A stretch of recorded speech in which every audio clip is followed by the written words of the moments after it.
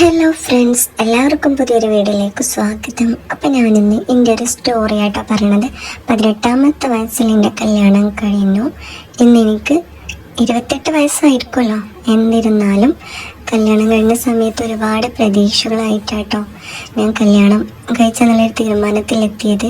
18ാമത്തെ വയസ്സിൽ തന്നെ അൽഹംദുലില്ലാഹ് കല്യാണം കാര്യങ്ങളൊക്കെ കഴിഞ്ഞു. ഫസ്റ്റ് എൻ്റെ നിക്കാഹാണ് കഴിഞ്ഞത്. പിന്നെ ഒരു മാസം ഗ്യാപ്പ് ഇട്ടിട്ടാണ് കല്യാണം കഴിഞ്ഞത്. നിങ്ങളുടെ ടൈറ്റിൽ കണ്ട പോലെ തന്നെ അബദ്ധവശാൽ ഉപ്പാൻ്റെ സമ്മതപ്രകാരമാണ് ഭർത്താവ് എന്നെ കെട്ടിയെന്നുള്ളത് പിന്നീടാട്ടോ ഞാൻ അറിഞ്ഞത്. അവരെ സമയത്ത് തൊട്ടിട്ട് ഇന്നേ വരെ എൻ്റെ ജീവിതത്തിൽ സമാധാനം എന്താ, സന്തോഷം എന്താന്നുള്ളത് ഞാൻ അറിഞ്ഞിട്ടില്ല ഭർത്താവിൽ നിന്ന്.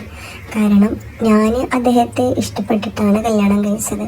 കാരണം എനിക്കന്ന് ഒരാളോട് ഇഷ്ടമോ കാര്യങ്ങളോ അല്ലെങ്കിൽ ഇന്ന വ്യക്തി അങ്ങനെയൊന്നും ഉണ്ടായിരുന്നില്ല. കാരണം കല്യാണം കഴിച്ചെന്നുള്ളത് എല്ലാ പെൺകുട്ടികളുടെയും പോലെ എൻ്റെ ഒരു സ്വപ്നമായിരുന്നു. കല്യാണം കഴിച്ചതിന് നല്ല ടൂറ്, അതേപോലെ നല്ല വസ്ത്രം, ഫോണ് ഇതൊക്കെ കിട്ടുമെന്ന് വിചാരിച്ചിട്ടാണ് ഞാൻ കല്യാണം കഴിച്ചെന്നുള്ളത് തീരുമാനമെടുത്തത്. പിന്നെ ഒപ്പമുള്ള ഫ്രണ്ട്സിൻ്റെ ഒക്കെ കല്യാണം കഴിഞ്ഞ് പോകുന്നുണ്ട്.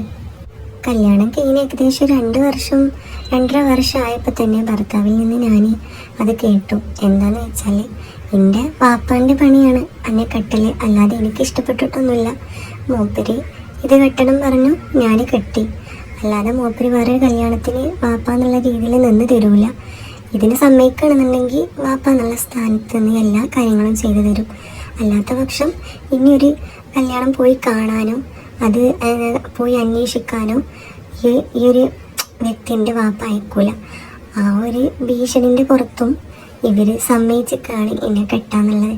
ഇതൊക്കെ ഞാൻ 2.5 വർഷം കഴിഞ്ഞിട്ടാട്ടോ അറിയണത്. സത്യം പറയാലോ, എൻ്റെ ഫ്രണ്ട്സിൻ്റെ കല്യാണവും കാര്യങ്ങളൊക്കെ കഴിച്ച് കണ്ട സമയത്ത് അവരൊക്കെ നല്ല രീതിയിൽ ഭർത്താവിൻ്റെ കൂടെ പോണത് കാണുമ്പോഴും അതേപോലെ നല്ല വസ്ത്രങ്ങൾ ധരിച്ചിട്ടും ഫോണും കാര്യങ്ങളും അതേപോലെ അവർക്ക് സംസാരിച്ച് ഇരിക്കും. അവർ കല്യാണം കഴിഞ്ഞ് കഴിഞ്ഞാൽ കൂടുതൽ സംസാരം ഭർത്താവിനോടായിരിക്കുമല്ലോ.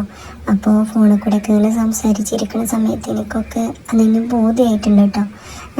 എനിക്കും അതേപോലെ ഒരാളുണ്ടെങ്കിൽ സംസാരിച്ചിരിക്കാമല്ലോ, അതേപോലെ യാത്ര ചെയ്യാമല്ലോ, അതേപോലെ നമുക്ക് ടൂർ പോവാലോ, അങ്ങനെയൊക്കെ ഒരുപാട് പ്രതീക്ഷകൾ വെച്ചിട്ടാണ് ഞാൻ കല്യാണം കഴിഞ്ഞ് വന്നത്.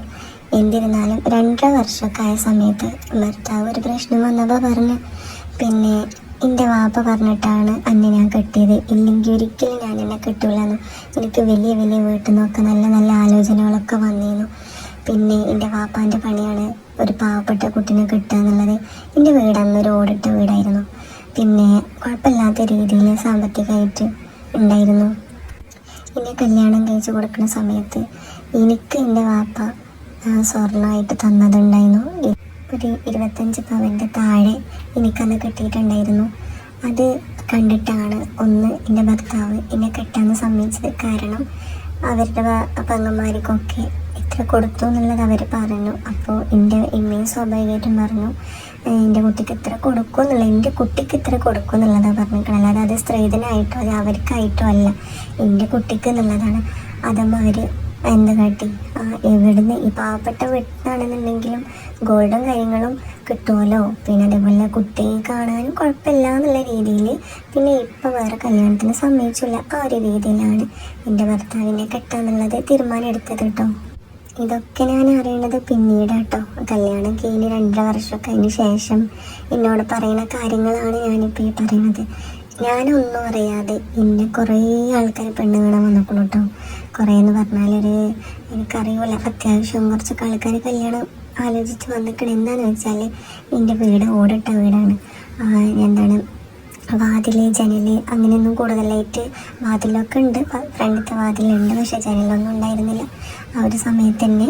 പിന്നെ അതേപോലെ നല്ല കല്യാണവും കാര്യങ്ങളൊക്കെ വരുന്ന സമയത്ത് വീട് പറ്റൂല, വീട് പറ്റിക്കഴിഞ്ഞാലും ചില ആൾക്കാർക്ക് എന്നെ പറ്റൂല. അങ്ങനെയൊക്കെ ആയിട്ട് കല്യാണങ്ങൾ അങ്ങനെ ഒന്നും ശരിയാവില്ല. പിന്നെ എന്തെങ്കിലും കാര്യം കൊണ്ട് എനിക്കും പറ്റാത്തുണ്ടാവും. അങ്ങനെയൊക്കെ ആയിട്ട് കുറേ കല്യാണങ്ങളൊക്കെ അങ്ങനെ മുടങ്ങിപ്പോയിന്ന്. എൻ്റെ വിധിയെന്ന് പറഞ്ഞാൽ മതിയല്ലോ, ഇവരെയാണ് നമ്മൾ കണ്ടുമുട്ടി. അങ്ങനെ എനിക്ക് വേറെ ഒരാളോട് ഇഷ്ടവും കാര്യങ്ങളോ അല്ലെങ്കിൽ പ്രേമമൊന്നും ഇല്ലാത്തതുകൊണ്ട് തന്നെ എന്നെ കെട്ടാൻ വരെ ചെറുക്കനാണ് എൻ്റെ ലോകം എന്ന് വെച്ചിട്ട് ഞാൻ കല്യാണം പെണ്ണ് കാണാൻ വന്ന സമയത്ത് തന്നെ എനിക്ക് അദ്ദേഹത്തെ നല്ല ഇഷ്ടമായിട്ടു. കാരണം നല്ല സംസാരമായിരുന്നു, പിന്നെ ഞങ്ങൾ പരസ്പരം ഒരുമിച്ച് നിന്ന് ഹൈറ്റ് നോക്കി സലാം പറഞ്ഞ് അങ്ങനെ കുറച്ച് നേരമുള്ള ഞങ്ങൾ സംസാരിച്ചിട്ട് പിറ്റേ ദിവസം പെണ്ണുങ്ങൾ കാണാൻ വന്ന സമയത്തും എന്താണ് അന്ന് ഞാൻ സ്കൂളിൽ പോയിട്ടുണ്ടായിരുന്നില്ല. പെണ്ണുങ്ങൾ കാണാൻ വന്ന സമയത്ത് അങ്ങനെ എന്താണ് എല്ലാവരെയും പരിചയപ്പെടുത്തി തന്നു കേട്ടോ. പെങ്ങന്മാരെ, ഫ്രണ്ട്സിനെ, ഇമ്മാനെ. അന്ന് ഇവരുടെ ഇപ്പം വന്നിട്ടില്ല. അങ്ങനെ പെണ്ണുങ്ങൾ വന്ന് ഇഷ്ടപ്പെട്ട് അങ്ങനെ പോയി. ഒരു കുറച്ച് ദിവസത്തിനുള്ളിൽ തന്നെ ഇവരുടെ ഇപ്പം വിളിച്ചിട്ട് പറഞ്ഞു, ഇവിടെ എന്താണ് എൻ്റെ ഇപ്പാനോട് വിളിച്ചിട്ട്, എൻ്റെ ഇപ്പാന ദുബായിലാണ്, ഇപ്പാനോട് പറഞ്ഞു അവിടെ കുറേ മുടക്കാനായിട്ട് ആൾക്കാരുണ്ട്, നമുക്ക് ഒരാഴ്ചൻ്റെ ഉള്ളിൽ വേഗം നിൽക്കാൻ കഴിച്ചണമെന്ന് പറഞ്ഞു.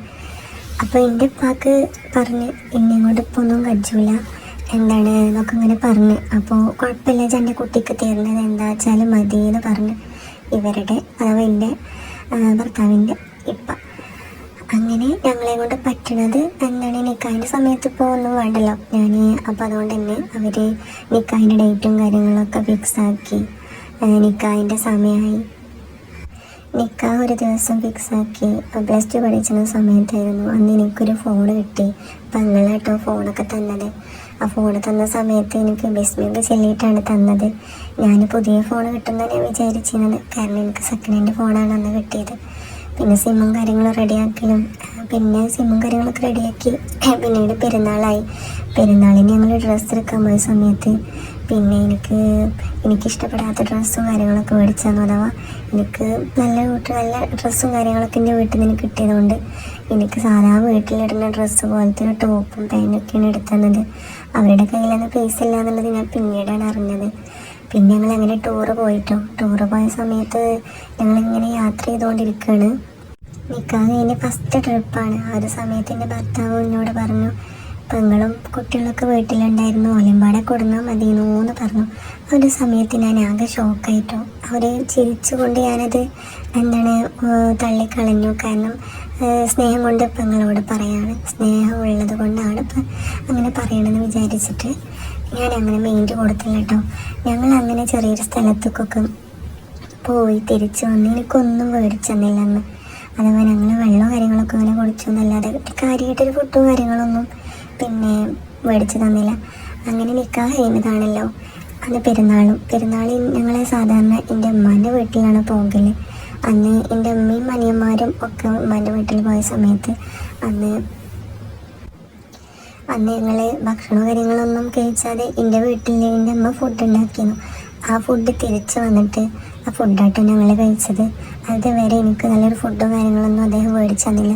ഞാൻ എന്നിട്ട് ഇങ്ങനെ മനസ്സുകൊണ്ട് വിചാരിച്ചു എന്തായിരിക്കും എന്നുള്ളത്. അപ്പോഴും പൈസ ഇല്ലാത്തതുകൊണ്ടാണ് എന്നാണ് ഞാൻ വിചാരിച്ചത്. പക്ഷേ പിസ്കത്തരം കുറച്ച് കൂടുതലാണെന്നുള്ളത് പിന്നീടായിട്ടോ എനിക്ക് മനസ്സിലായത്. എന്നിരുന്നാലും കുഴപ്പമൊന്നുമില്ല. എനിക്കന്നും അദ്ദേഹത്തോടൊരു വെറുപ്പോ കാര്യങ്ങളൊന്നും തോന്നിയില്ല. കാരണം കല്യാണം നിക്കാഹ് കഴിഞ്ഞിട്ട് 2-3 ദിവസമായിട്ടുള്ളൂ. അതുകൊണ്ട് തന്നെ എനിക്കത് എന്ത് ചെയ്താലും തെറ്റായിട്ട് എനിക്ക് തോന്നിയിട്ടുണ്ടായിരുന്നില്ല. ഇപ്പോൾ അത് ഓർക്കുമ്പോഴാണ് അന്നതൊക്കെ ഒരു പ്രശ്നമായിട്ട് മാറിയത്. അന്ന് എനിക്ക് ചിന്തിക്കാനുള്ളൊരു കഴിവുണ്ടായിരുന്നില്ല. ഞങ്ങളൊരു സ്ഥലമൊക്കെ കറങ്ങി വന്ന് പിന്നെ തിരിച്ച് എൻ്റെ വീട്ടിൽ വന്നിട്ടാണ് പിന്നീട് ഭക്ഷണവും കാര്യങ്ങളൊക്കെ കഴിച്ചത് കേട്ടോ. അന്ന് അവിടെ നിന്നോ എന്നുള്ളത് എനിക്കറിയില്ല. നിന്നോ എന്നുള്ളതാണ്. അന്ന് ഞങ്ങൾ സ്വാഭാവികമായിട്ടും ഞങ്ങൾ രണ്ടാളുമാണ്. നിക്കാഹ് ചെയ്യുന്നതാണ്. എനിക്ക് അദ്ദേഹത്തിനോടൊരു താല്പര്യം തോന്നി, അവർക്ക് എന്നോടും താല്പര്യം തോന്നി. ഞങ്ങൾ രണ്ടാളും പിന്നെ ഒരു ശരീരം ഒരു മനസ്സുമായിട്ട് മാറിട്ടോ. നല്ലൊരു ഭർത്താവും ഭാര്യയായിട്ട് ആ നിമിഷത്തിൽ ഞങ്ങൾ രണ്ടാളും പരസ്പരം മാറിക്കഴിഞ്ഞു. ഒരു സമയത്ത് ഞാൻ ഒരുപാട് കരഞ്ഞു കേട്ടോ. ഇതാണ് ജീവിതം എന്നുള്ളത് എനിക്ക് ആ ഒരു സമയത്ത് മനസ്സിലായി. കാരണം സത്യം പറഞ്ഞാൽ കെട്ടിപ്പിടിച്ചാലാണ് കുട്ടികൾ ഉണ്ടാവുകയെന്നാണ് കേട്ടോ ഞാൻ വിചാരിച്ചത്. പിന്നീട് മനസ്സിലായത് ഇതിൻ്റെ ബാക്കിൽ ഇങ്ങനെയൊക്കെ കുറേ പ്രവൃത്തികളുണ്ട് എന്നുള്ളത്. എനിക്ക് നിക്കാഹ് കഴിഞ്ഞിട്ടാട്ടോ എനിക്ക് മനസ്സിലായത്. അൽഹംദുലില്ലാഹ് കുഴപ്പമൊന്നുമില്ല. അവിടെ നിന്നൊക്കെ എൻ്റെ ജീവിതം നല്ല രീതിയിൽ നല്ല ഹാപ്പിയിൽ തന്നെയാണ് ഞാൻ പോന്നിരുന്നത്. പിന്നീട് ഒരു മാസത്തിന് ശേഷം ഞങ്ങളുടെ കല്യാണവും കഴിഞ്ഞിട്ടോ. കല്യാണം 1 മാസത്തെ ഗ്യാപ്പാണ്. നിക്കാഹ് കഴിഞ്ഞിട്ട് 1 മാസത്തെ ഗ്യാപ്പിൻ്റെ ഉള്ളിൽ ഞങ്ങൾ കല്യാണം കഴിഞ്ഞു. ഇനി ഒരു കാര്യം ഞാൻ പറയാം. കല്യാണത്തിൻ്റെ തലേന്ന് എന്തായാലും ഭർത്താവ് വിളിക്കാൻ വേണ്ടിയിട്ട് ഞാൻ കുറേ വെയിറ്റ് ചെയ്തിട്ടോ. എനിക്ക് ഭർത്താവ് ഇങ്ങോട്ട് വിളിച്ചിട്ട് സുഖവിവരങ്ങൾ അന്വേഷിക്കുമെന്ന് വിചാരിച്ച് ഞാൻ കുറേ കാത്തിരുന്നു. മൈലാഞ്ചി ഇടാൻ പോയ കാര്യം പറയാനും അതേപോലെ തന്നെ ഗോൾഡ് എടുത്ത കാര്യം പറയാനും എനിക്കങ്ങനെ എൻ്റെ ഭർത്താവിനോട് കുറേ സംസാരിച്ചിരിക്കാനൊക്കെ ആഗ്രഹിച്ചൊരു സമയത്ത് ഞാൻ 2 മണി വരെ അദ്ദേഹത്തെ വെയിറ്റ് ചെയ്തു. 2 മണിക്ക് എന്നിട്ട് ഞാൻ വിളിച്ചു. എന്തെങ്കിലും വിളിക്കാത്തത് ചോദിച്ചപ്പോൾ പറഞ്ഞു ഞാനിവിടെ ഒറ്റക്കാണ്, എനിക്ക് കുറേ ജോലിയെല്ലാം ഉണ്ടെങ്കിൽ കിടന്നോ പറഞ്ഞു. ആ ഒരു സമയത്ത് എനിക്ക് നല്ല സങ്കടം വന്നു കേട്ടോ. പക്ഷെ അതൊരു കുഴപ്പമായിട്ട് എനിക്ക് തോന്നിയില്ല. ആ നിമിഷവും കടന്നുപോയി. പിന്നീട് എൻ്റെ ഇമ്മാൻ്റെ വീട്ടിൽ പോണ സമയത്തും ഞാൻ വീട്ടിൽ ഒറ്റക്കാവുന്ന സമയത്തും ഒക്കെ എൻ്റെ ഭർത്താവ് വരുമായിരുന്നു. കാരണം നിക്കാഹ് കഴിഞ്ഞതായതുകൊണ്ട് തന്നെ വീട്ടിലേക്ക് വരുമായിരുന്നു. ഞങ്ങൾ തമ്മിൽ കുറച്ച് നേരമൊക്കെ സംസാരിക്കും. അങ്ങനെയൊക്കെ ആയിട്ട് അങ്ങനെ പോയിരുന്നു. കുഴപ്പമൊന്നും ഉണ്ടായിരുന്നില്ല. കല്യാണത്തിൻ്റെ ദിവസം വന്നെത്തി. എല്ലാവരുടെയും പോലെ കുറേ ഞാൻ എൻ്റെ വീട്ടിൽ എനിക്ക് ഗോൾഡും കാര്യങ്ങളൊക്കെ തന്നത് വെച്ചിട്ട് ഞാൻ കുറേ ഫോട്ടോസും വീഡിയോസും ആൽബമൊക്കെ ഉണ്ടായിരുന്നു എൻ്റെ വീട്ടിൽ. പിന്നെ അങ്ങനെ ഓളുടെ വീട്ടിലെത്തി. ഫസ്റ്റ് മൂപ്പരെന്നെ കൊണ്ട് ഞങ്ങൾ കിടക്കണ റൂം അടിച്ചു വരാൻ പറഞ്ഞു. ഞാനത് അടിച്ചു വാരി. പിന്നെ മുല്ലപ്പൂവൊക്കെ ഇങ്ങനെ വിതറിയുന്നു പങ്ങന്മാർ. അതൊക്കെ അവരോട് എടുക്കാൻ പറഞ്ഞു. അതൊന്നും വേണ്ട പറഞ്ഞ് അങ്ങനെ ഒരു ഗ്ലാസ് പാലുമായിട്ട് റൂമിൽ. അങ്ങനെ കുഴപ്പമൊന്നുമില്ല, നല്ല രീതിയിൽ തന്നെ ഞങ്ങൾ ഫസ്റ്റ് നൈറ്റും കാര്യങ്ങളൊക്കെ കഴിഞ്ഞു കേട്ടോ. പ്രശ്നങ്ങളും കാര്യങ്ങളൊന്നും അപ്പോൾ ഒന്നും ഞങ്ങൾക്കിടയിലില്ല. എനിക്കിത് പിന്നീട് ഓർക്കുന്ന സമയത്താണ് ഇതൊക്കെ ഒരു പ്രശ്നമായിട്ട് എനിക്ക് തോന്നിയത്. അന്നൊക്കെ ഇവർ ചെയ്യണത് ഞാൻ ഇവരെ ഒരു ദൈവത്തെ പോലെയാണ് കരുതുന്നത്. കാരണം എൻ്റെ ജീവിതം ഇവരുടെ കൂടെയാണ് എന്നുള്ളതൊരു ബോധ്യം എനിക്കുണ്ടായിരുന്നു. കാരണം എന്ത് പറഞ്ഞാലും ഞാൻ എന്താ അവരെ വിളിക്കാമെന്ന് പോലും ഞാൻ അങ്ങനെ ഓരോ പേര് വെച്ചിട്ടുണ്ടാക്കിയിരുന്നു കേട്ടോ. ഇന്ന പേര് വിളിക്കാമെന്ന്. പക്ഷെ അവർക്ക് ഞാനൊരു പേര് വിളിക്കണ പോലെ ഇഷ്ടമുണ്ടായിരുന്നില്ല എന്ന് പിന്നീട് എനിക്ക് മനസ്സിലായി. കല്യാണം കഴിഞ്ഞ നാളുകളും ദിവസങ്ങളും മാസങ്ങളും സമയങ്ങളും ഒന്നും ഞാൻ ഓർക്കാൻ ഇഷ്ടപ്പെടാത്ത കാര്യങ്ങളാട്ടോ പിന്നീട് സംഭവിച്ചതൊക്കെ. അത് എനിക്ക് എൻ്റെ ജീവിതം എൻ്റെ ജീവനും ഞാൻ കണ്ട ഒരാളാണ്. കല്യാണം എനിക്കിഷ്ടപ്പെട്ട കല്യാണം, അതാ അറേഞ്ച്ഡ് മാരേജ് ആണെങ്കിലും എനിക്കിഷ്ടമായിട്ട് ഞാൻ സമ്മതിച്ചൊരു കല്യാണമാണ്. പക്ഷേ അദ്ദേഹം എന്നെ ചതിക്കായിരുന്നു എന്നുള്ളത് എനിക്ക് പിന്നീടായിട്ടോ മനസ്സിലായത്. ഞാൻ ഇവരെ വീട്ടിലേക്ക് വന്ന് ഇവരുടെ പെരുമാറ്റവും എന്നോടുള്ള പ്രവൃത്തിയും മനോഭാവം ഒക്കെ മനസ്സിലായപ്പോൾ സ്വാഭാവികമായിട്ടും പിന്നീട് എനിക്ക് ഇവരോട് വെറുപ്പും ദേഷ്യവും ഒക്കെ എനിക്ക് വന്ന്. കാരണം ഞാൻ ദൈവത്തെ പോലെ കണ്ട ഒരാളാണ്. എൻ്റെ ജീവനായിട്ട് കണ്ടിക്കണേന് കല്യാണം കഴിഞ്ഞ സമയത്ത്. പക്ഷേ എല്ലാം തകർത്ത് ഒരു 2.5 വർഷം വരെ കുഴപ്പമില്ലാതെ പോയി. അവിടെ നിന്ന് അങ്ങോട്ട് ഒരു ദിവസം ഭർത്താവിൻ്റെ വായിൽ നിന്ന് ഞാൻ കേൾക്കാനിടയായി, എൻ്റെ വാപ്പാൻ്റെ പണിയാണ് എന്നെ കെട്ടണത്, അല്ലെങ്കിൽ ആര് വിരിഞ്ഞ് അവിടെ വന്ന് എന്നെ കെട്ടാൻ മാത്രം ഉണ്ടെങ്കിൽ തിരക്കടില്ല. എനിക്ക് വലിയ വീട്ടിൽ നിന്നൊക്കെ ബന്ധങ്ങൾ വന്നപ്പോൾ എൻ്റെ വാപ്പ അതിനൊന്നും അയക്കൂല. കാരണം വലിയ ബന്ധങ്ങളൊക്കെ കിട്ടിക്കഴിഞ്ഞാൽ അവൾക്കൊക്കെ അഹങ്കാരം കൂടുതലായിരിക്കും.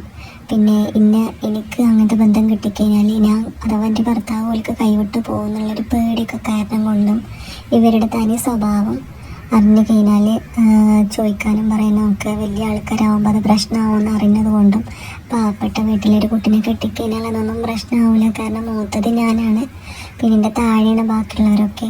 അങ്ങനെയൊക്കെ ഇവർ ഓരോ പ്ലാൻ ചെയ്ത് ഇന്നൊരു ട്രാപ്പ് ചെയ്ത് ഇവർ സത്യം പറഞ്ഞാൽ ഭർത്താവ് ഇഷ്ടപ്പെട്ടു എന്ന് പറഞ്ഞ് എന്നെ കല്യാണം കഴിച്ചു. പിന്നീട് ഒരു 2.5 വർഷം കഴിഞ്ഞിട്ട് പറയാണ് എൻ്റെ വാപ്പാൻ്റെ പണിയാണ് എന്നെ കെട്ടാൻ പറയില്ല. വാപ്പ പറഞ്ഞു, ഞാൻ കെട്ടി. വാപ്പ എൻ്റെ തലയിൽ വെച്ച് ഏൽപ്പിച്ചതാണ് എന്നെ, അല്ലാതെ എനിക്ക് എന്നെ ഇഷ്ടമായിട്ടില്ല എന്നുള്ളത് എൻ്റെ മുഖത്ത് നോക്കി പറഞ്ഞു കേട്ടോ. ആ ഒരു സമയം തൊട്ട് ഈ ഒരു സമയം വരെ ഞാൻ അദ്ദേഹത്തെ മനസ്സുകൊണ്ട് ഞാൻ സ്നേഹിച്ചിട്ടില്ല സത്യം പറഞ്ഞാൽ. ഈ ഒരു സ്റ്റോറീൻ്റെ ബാക്കി നിങ്ങൾക്ക് അറിയണമെന്നുണ്ടെങ്കിൽ ചാനലൊന്ന് സപ്പോർട്ട് ചെയ്ത് ലൈക്കും കമൻറ്റും ഒക്കെ ചെയ്യുന്നുണ്ടോ.